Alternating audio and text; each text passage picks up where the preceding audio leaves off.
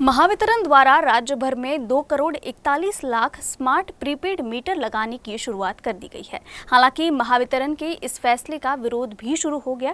वहीं कुछ संगठनों को डर है कि स्मार्ट मीटर से करीब 20,000 कर्मचारी बेरोजगार हो जाएंगे। लिहाजा बिजली कर्मचारी संघ ने इस योजना में आने वाले संभ्रम को दूर करने की मांग कर रहे हैं।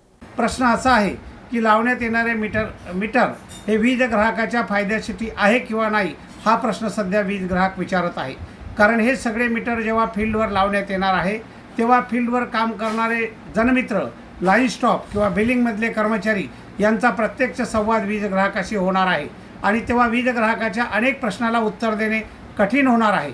म्हणून महावितरण कंपनीच्या व्यवस्थापनास आमची मागणी आहे की नवीन स्मार्ट मीटरचा जो प्रोजेक्ट आहे याचा वीज ग्राहकाला होणारे फायदे व तोटे हे समजावून सांगण्याकरता कामगार संघटनांची संयुक्त बैठक घेऊन सर्व विस्तृत माहिती देणे गरजेचे आहे।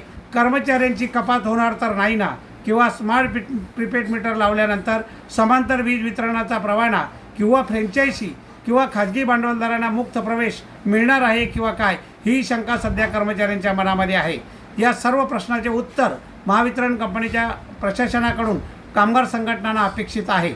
महावितरण कंपनीचे अध्यक्ष व व्यवस्थापकीय संचालक माननीय लोकेश चंद्र साहेब यांनी 27 मेला कामगार संघटनाबरोबर झालेल्या मीटिंगमध्ये त्यांनी स्पष्ट केले की मी कुठल्याही पद्धतीचे महावितरण कंपनीचे खाजगीकरण करणार नाही।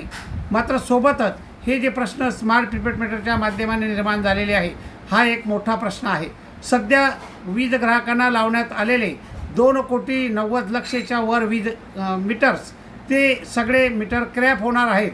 मग क्रॅप होणार त्याचं सुद्धा बर्डन महावितरण कंपनीवर येणार आहे।